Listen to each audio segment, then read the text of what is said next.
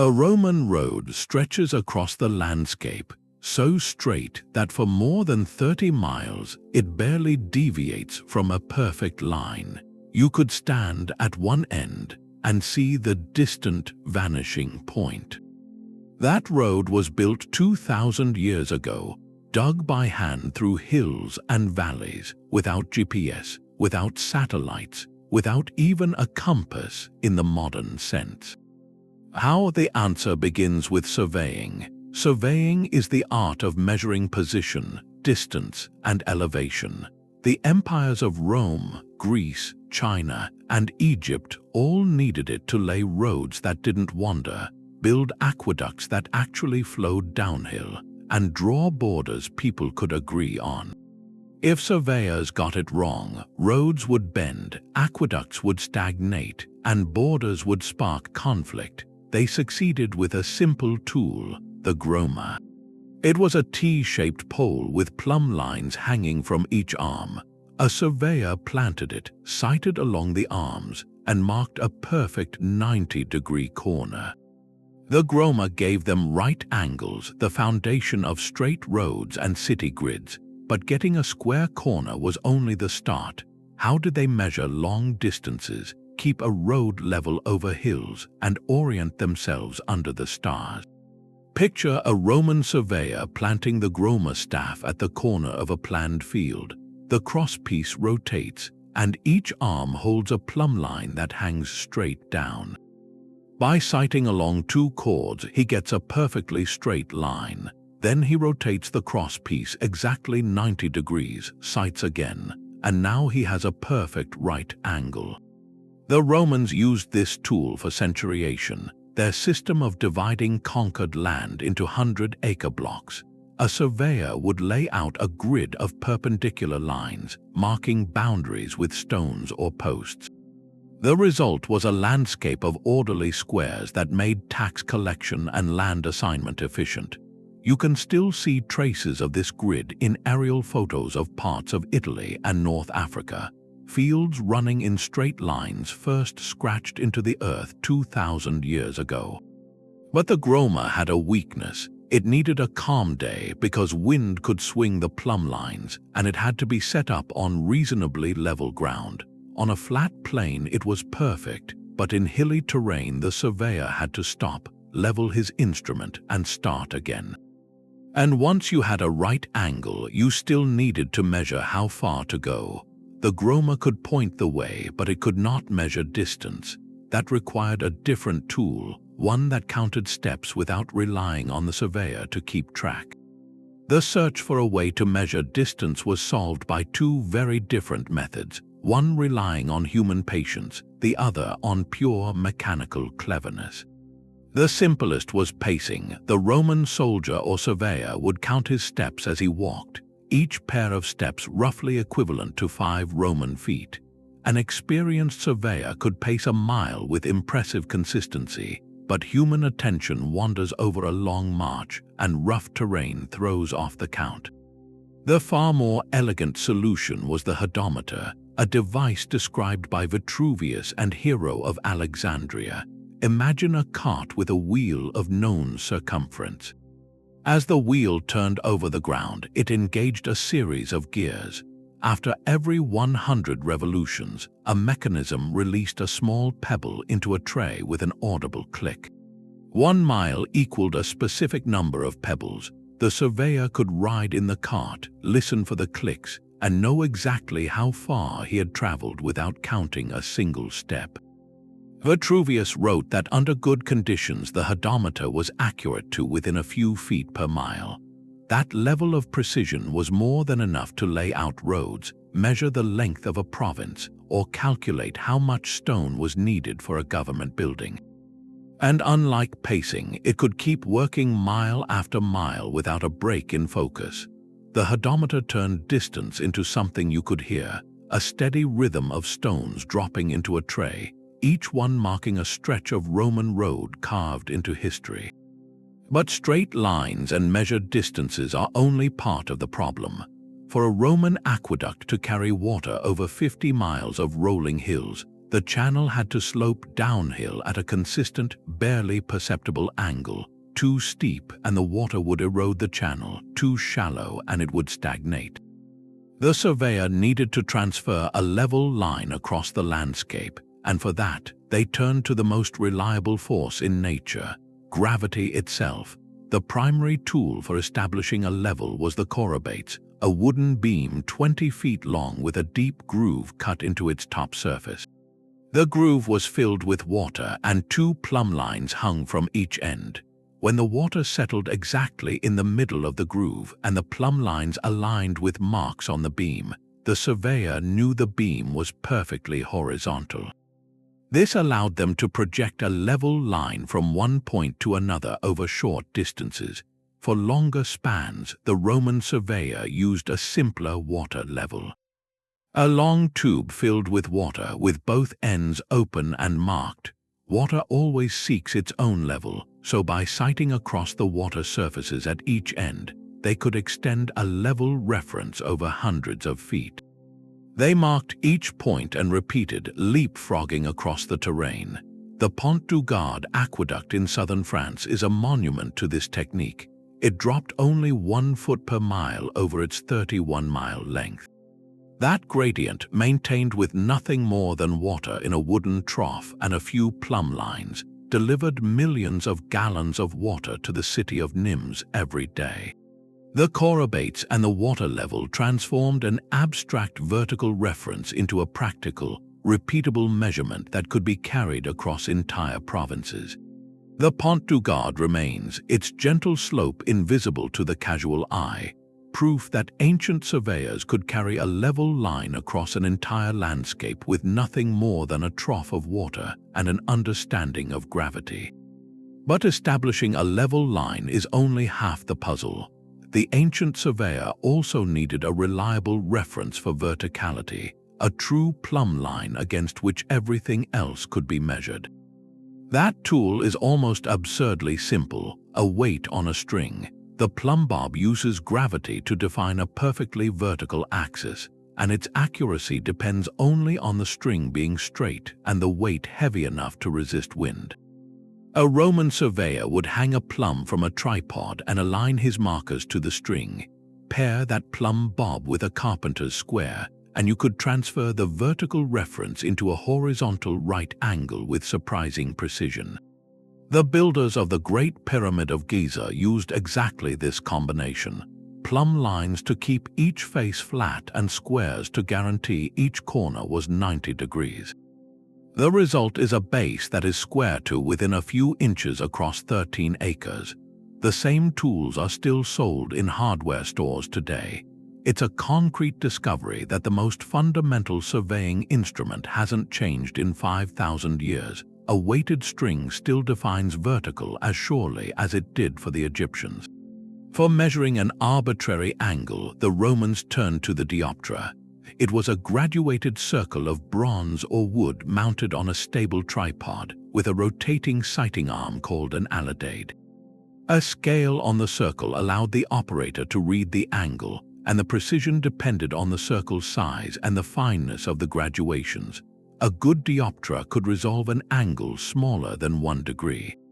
The sighting arm also carried a vertical arc, so the instrument could measure elevation above or below the horizon, making it the first true dual-axis angle measuring device in the Western world. The Greek engineer Hero of Alexandria, writing around the 1st century AD, left detailed instructions for building and using the dioptra. He described how to align a tunnel being dug from both ends by turning 2 underground headings toward a common point, a technique that required knowing the exact bearing between them. The dioptra could also sight stars, which meant it served as a portable astronomical instrument for determining latitude or the time of night. On a land survey, you could set up the dioptra at a point, sight a distant marker, record the angle, then move the instrument to a second point, sight the same marker again, and have the baseline for triangulation.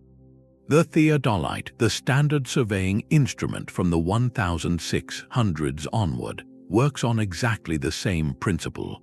a graduated horizontal circle and a vertical arc with a sighting telescope. The Dioptra had no telescope, so its range was limited to what the unaided eye could see, but the geometry was identical. A Roman surveyor using a tool described 2,000 years ago could measure an angle to an accuracy that would not be improved until the invention of the lens. The Dioptra is not a stepping stone to something modern. It has the same core design, built in bronze instead of brass. The Dioptra could dabble in astronomy, but the Astrolabe was built exclusively for the sky. It consisted of a bronze or brass disc engraved with celestial coordinates and a rotating arm called the alidade, which you aimed at a star or the sun. Held by a ring at the top, the instrument hung vertically under its own weight. You sighted the celestial body through small holes in the alidade, and a scale on the rim gave you the altitude in degrees. That single number, combined with known star positions or tables, unlocked your place on Earth. To find north, you located Polaris and measured its altitude. That was your latitude. During the day, you could do the same with the sun at noon, provided you knew the date and the sun's declination for that season. Around 300 BC, the Greek explorer Pytheas reportedly used a simple form of this method to estimate that his home port of Massalia and the island of Britain were at roughly the same latitude. That insight shaped early geography, but the astrolabe reached its full potential in the Islamic world between the 8th and 15th centuries. Scholars like al-Battani and al-Zarqali refined the instrument, adding engraved plates for different latitudes and intricate star maps. They turned the astrolabe into an analog computer. With it, a surveyor in Baghdad could determine the latitude of a newly conquered city, enter it into a growing table, and let mapmakers back in the capital draw boundaries with celestial precision. The astrolabe was more an astronomer's tool than a field surveyor's everyday kit, yet it solved a problem the groma and dioptra could not touch, fixing a location on the globe itself. Once you knew your latitude, you could align a regional map with the sky, orienting roads, borders, and trade routes relative to a stable celestial grid. That was a leap forward, but even with latitude, maps still had no absolute reference for east-west distances. That would require a different kind of measurement altogether.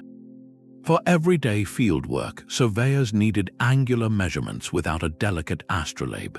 The quadrant was a quarter circle of metal or wood, its curved edge marked with degrees. A movable arm pivoted at the center with a plumb line hanging from the corner. To measure the height of a star or tower, you sighted along the arm and read the angle against the plumb line. That angle, combined with a known baseline, gave the unknown height through similar triangles. It was a rugged, handheld form of the same principle astronomers used. The cross staff or Jacob's staff was even simpler, a long rod with a sliding crosspiece. You held one end at your eye and slid the crosspiece until its ends matched the angular separation between two distant objects, the width of a tower or the gap between stars. The crosspiece's position gave the angle directly, with no plumb lines or gears. These tools were less accurate than a dioptra or astrolabe, but they were cheap, portable, and could be made by any skilled carpenter.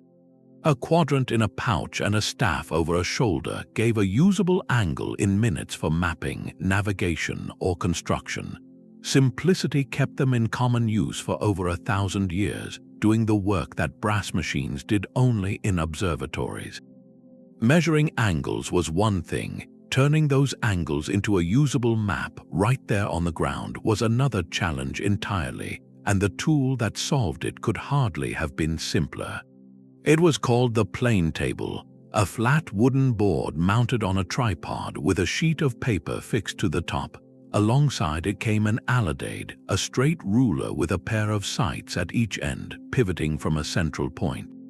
The surveyor would set up at a known location, level the board, and orient the paper by sighting a distant landmark.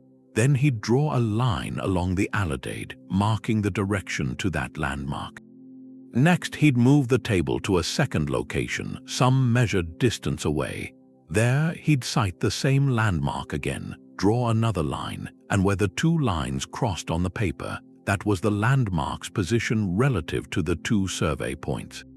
This technique, known as triangulation, let a single surveyor map an entire valley without climbing every hill.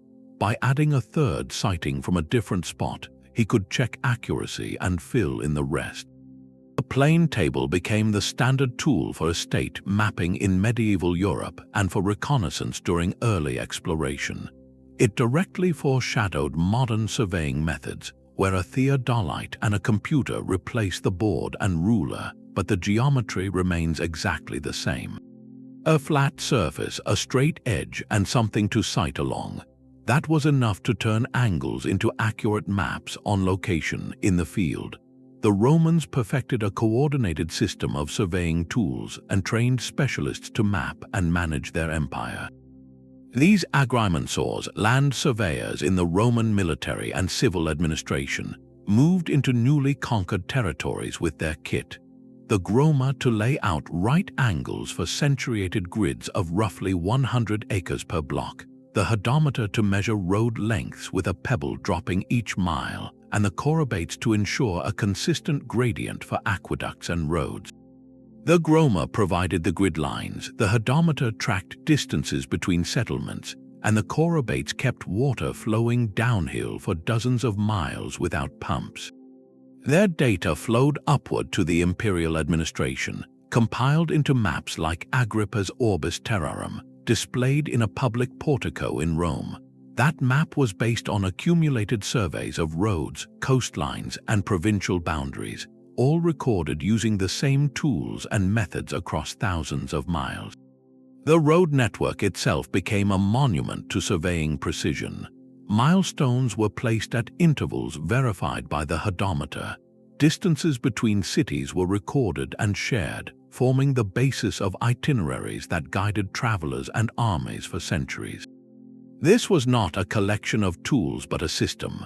A trained agrimenser could walk into any province with groma, hodometer, and chorobates and produce reliable maps and division lines using methods refined over generations. That system and the network it created held the empire together long after the last road was built.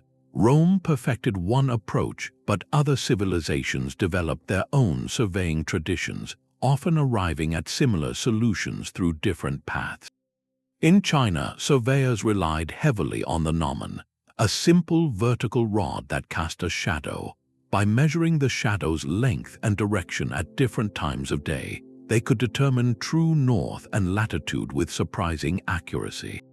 They also used a water level much like the Roman chorobates but often simpler, a long trough with water that naturally found its own level, used to grade canals and roads across the vast Chinese empire.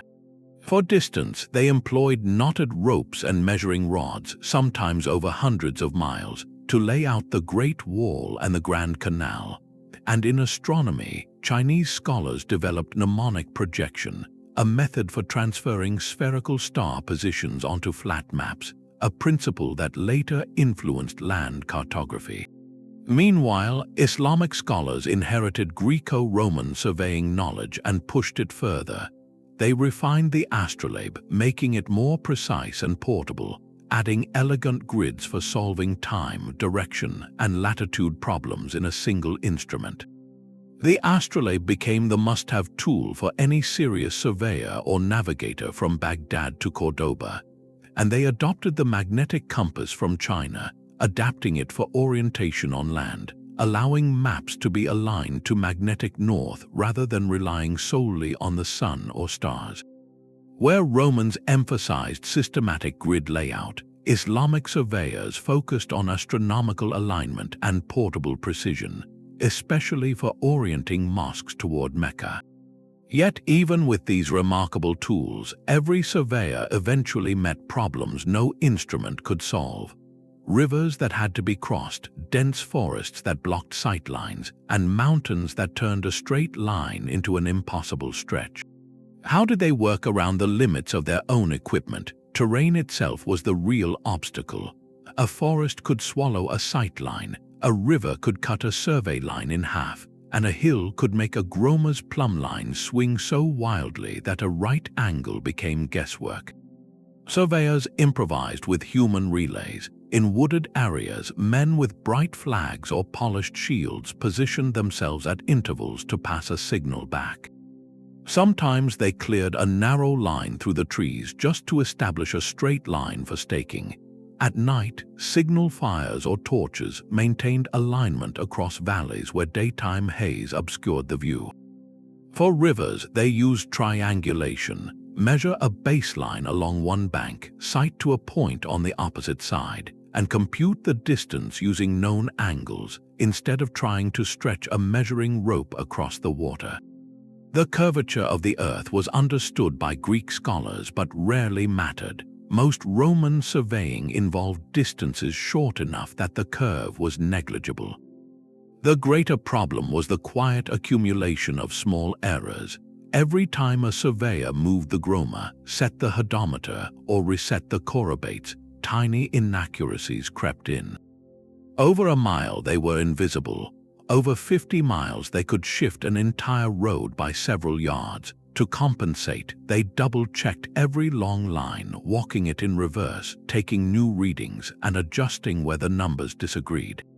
But when surveys from different regions were combined, the mismatched errors created contradictions that could not be resolved on the ground alone. Rivers that connected on paper did not match in reality. Borders drawn from two separate surveys overlapped or left a gap. The ancient world was built on local accuracy surrounded by regional uncertainty, and that uncertainty would only grow as empires expanded. When the Western Roman Empire collapsed, the institutions that trained surveyors disappeared along with the tax records and land registers. Without a central authority demanding neatly divided provinces, the need for precise measurement faded. In early medieval Europe, most surveying was local. A monastery needed its boundary marked, a lord wanted his field divided, but there was no demand for empire-scale grids. The groma gathered dust, the hodometer became a curiosity in a scholar's library. The chorobates was forgotten, but the knowledge did not die, it moved east. During the Abbasid Caliphate, scholars in Baghdad translated the works of Hero of Alexandria, Ptolemy, and Vitruvius into Arabic. They did not merely copy the texts. They improved them. The Astrolabe became more sophisticated. New treatises on geometry applied Greek theory to practical land measurement. When the Islamic world expanded across North Africa and into Spain, those preserved techniques traveled with them. Europe rediscovered this heritage through translations from Arabic into Latin starting in the 12th century. By the Renaissance, the plane table, the quadrant, and the improved astrolabe were back in widespread use. The same principles that built Roman roads now shaped the boundaries of modern nations. The thread had been broken, but it had never completely snapped. What was lost in one place had been kept safe in another, waiting to be reclaimed. The thread reaches back further to ancient Egypt, where the annual Nile flood erased field boundaries. Farmers needed a way to redraw them accurately. Their solution was a rope divided into 12 equal segments by knots. Surveyors known as the hodometer, literally rope stretchers, laid it out in a triangle with sides of 3, 4, and 5 segments. That ratio creates a perfect right angle, a 3-4-5 triangle. This applied the Pythagorean theorem more than 1,000 years before Pythagoras. Using this trick, they could lay out square fields and straight boundaries accurate enough to survive tax inspection. The Rhind mathematical papyrus, dating to around 1550 BCE, includes problems showing surveyors using these proportions to calculate areas and reconstruct lost boundaries. A knotted rope is more than a binding tool. It is the earliest known surveying instrument, and its core principle, triangulation, remains at the heart of every modern survey. The groma came later, the theodolite came much later, but the rope stretchers were first, and they got it right. That knotted rope was just the beginning. The principles those rope stretchers discovered would echo through every generation of surveyors that followed, and they are still working inside the instruments we use today. When you pick up a modern theodolite, you are holding a direct descendant of the Greco-Roman Dioptra. Both are basically a sighting arm rotating around a graduated circle. The theodolite adds a telescope and precision gears, but the mental move is identical. Measure an angle, turn the instrument, measure another, and solve the triangle on paper. The astrolabe that Greek and Islamic astronomers used to measure the height of the sun became the sextant in the hands of 18th century navigators. Instead of a brass disc with a revolving pointer, the sextant uses a mirror system, but the goal is the same. Find the angle between a star and the horizon to pin down your latitude. Even the simple groma, with its 4 hanging plumb lines, survives as the builder's square on every construction site. And the Roman water level, a trough filled with water, lives on as the spirit level in your toolbox, using the same trick of letting gravity define horizontal. The deeper continuity is not the hardware but the logic. Triangulation, the method of using a network of triangles to measure a landscape, was already there in the rope stretcher's 3-4-5 triangle. It appears in the Roman agrimensors' field notes, in the plane table sketches of medieval estate maps, and in every modern survey traverse. When a GPS receiver locks onto 4 satellites and calculates your position, it is doing a digital version of triangulation, now called trilateration. Measuring distances by time of flight instead of footsteps, but solving the same geometric problem. A Roman surveyor stepping into a modern mapping office would be lost among the screens and antennas. But if you showed him a drawing of the triangle being solved, he would nod. That part, he would tell you, never changed. Ancient surveyors had no satellites, computers, or lasers. They had gravity, water, string, brass, and a lot of careful thought. And with those, they built roads that still run straight after 2,000 years, aqueducts that cross valleys with a gradient of a foot per mile, and maps of entire provinces that guided armies, taxes, and settlement. But the real genius of ancient surveying was not any single tool. It was the human mind's ability to break a huge problem into small, repeatable steps, using the natural world, the sun, the stars, gravity, and water, as instruments we now replace with chips and signals. Those references are still there under the satellites and screens. If you were suddenly transported to ancient Rome and needed to survey a new province, which of these tools would you want most, the groma, the chorobates, or the astrolabe? Let me know in the comments, and if stories of how people solved impossible problems before the modern era fascinate you, consider subscribing so you don't miss upcoming episodes on ancient engineering and lost sciences. Thanks for watching.